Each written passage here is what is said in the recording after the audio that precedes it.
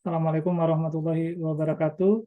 Eh, Salam sejahtera. Selamat sore para mahasiswa Universitas Terbuka yang saya banggakan. Nah, jadi dalam aktivitas belajar ke-12 mata kuliah karya ilmiah ya, kita itu nanti akan belajar tentang draft final ya, karya ilmiah. Jadi kalau draft final karya ilmiah ini kita akan mulai membahas dari judul misalnya. Apakah judulnya menarik, inovatif, dan ini apa sesuai dengan kapasitas kita sebagai mahasiswa akuntansi misalnya. Nah, judul-judul ini memang nanti kita akan koreksi lagi ya. Misalnya ada judul yang terlalu lebar, terus kemudian ada juga judul yang terlalu sempit kayak gitu ya. Dan tidak terlalu tinggi ya, maksudnya terlalu sempit dan belum cocok pada kategori mahasiswa S1 misalnya kayak gitu. Nah, kemudian kita juga akan mengelaborasi tentang ini, abstrak. Ini penting sekali ya. Jadi masih banyak mahasiswa yang belum bisa membuat abstrak. Nah, abstrak itu misalnya harus didahului oleh tujuan, terus kemudian ada kontribusi teori, ada metodologi penelitian yang digunakan, kemudian ada temuan penelitian apa, kemudian apa itu dibentuk dalam satu kalimat yang efektif dan ringkas ya. Nah, dari abstrak itu kemudian kita beralih pada pendahuluan. Nah, pendahuluan ini memang diawali oleh fenomena-fenomena yang terjadi sesuai dengan topik yang akan kita teliti. Nah, misalnya fenomena tentang fraud itu jadi kita akan membahas tentang eh, pada awal kalimat, pada awal pendahuluan itu membahas tentang fenomena-fenomena fraud yang terjadi misalnya. Itu bisa dari berita maupun dari jurnal-jurnal yang kita temui. Dari sana kemudian kita lengkapi dengan referensi yang terpercaya, kemudian sesuai dengan apa topiknya kayak gitu. Kemudian dari sana kita menambahkan pendapat-pendapat kita juga ya, dan itu kita ramu dengan bagus. Dan kemudian di dalam pendahuluan ini juga perlu namanya ada apa eh, literatur review atau penelitian terdahulu yang memang harus lengkap dan sesuai dengan tema-tema yang kita angkat, topik-topik yang kita angkat. Jangan sampai nanti penelitian yang kita gunakan, apa karya ilmiah yang kita buat itu tidak memiliki literatur review, penelitian terdahulu, dan itu akan rawan dengan namanya plagiarisme ya. Nah, kemudian setelah itu baru terakhir tujuan penelitian dan rumusan ya, rumusan masalahnya apa kayak gitu.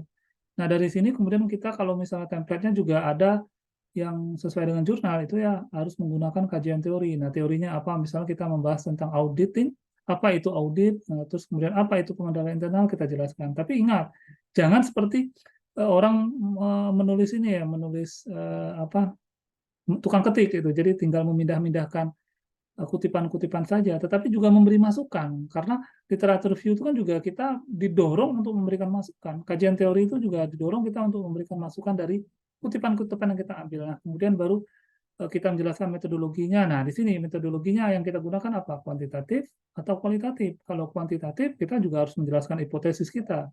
Nah, kalau kualitatif, kita harus menjelaskan rumusan pertanyaan masalahnya juga harus sesuai dengan topik. Kemudian, kalau misalnya kualitatif, kita juga harus menentukan metodologi apa yang kita akan gunakan. Apakah etnografi digital, misalnya kemudian ada deskriptif, studi kasus, dan sebagainya, kayak gitu. Atau fenomenologi, misalnya itu juga bisa. Nah, itu harus diperjelas. Berapa responden yang kita gunakan, misalnya, untuk kuesioner, misal dalam kuantitatif.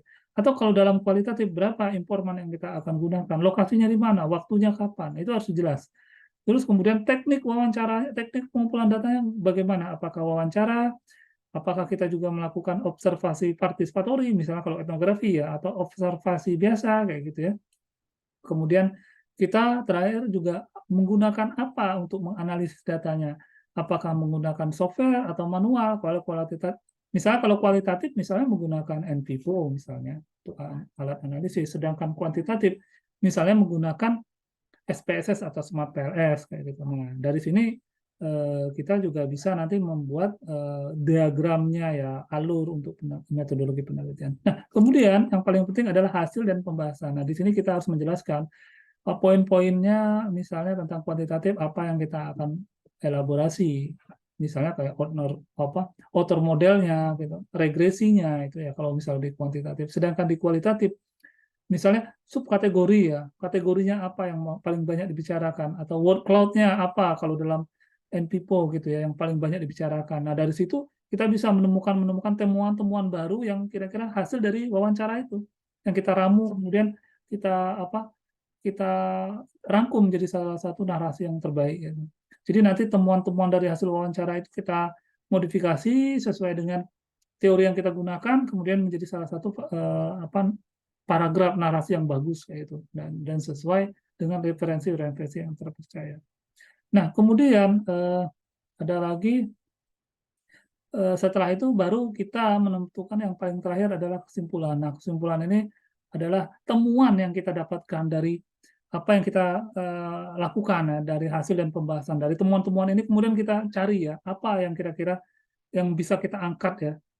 Misalnya dalam pengendalian internal, kita di UMKM kita menemukan bahwa masih sulit ya namanya UMKM untuk menerapkan pengendalian internal. Semakin kecil UMKM agak semakin susah untuk mewujudkan pengendalian internal yang baik. Nah, dari situ kita bisa menemukan temuan-temuan yang baru.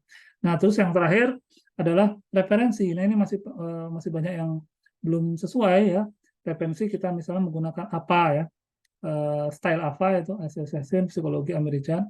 Nah, itu kita jelaskan modelnya bagaimana. Kalau untuk jurnal misalnya volume harus ada, nomor halaman harus ada, bila perlu ada DOI-nya juga.